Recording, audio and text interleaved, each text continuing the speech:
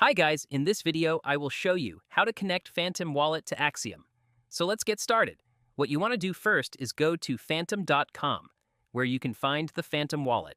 And then over here on the website, you want to click Download for Chrome, which will take you to this Chrome web store where you can download the extension now. Over here, you're just going to click Add to Chrome. I have it already over here. After you do this, you have to press Add Extension again, and your extension will be added to your Chrome.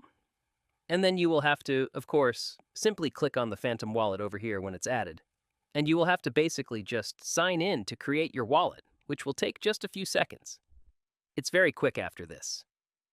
You want to go with your Axiom wallet. Now you can go to the top right over here where there's your profile icon. You can click Account and Security, and then you want to click Manage Wallet over here in the wallet, and over here, which has Add Your Wallet Beta. You want to enter in your private key of the Phantom Wallet, which you should get while creating your Phantom Wallet.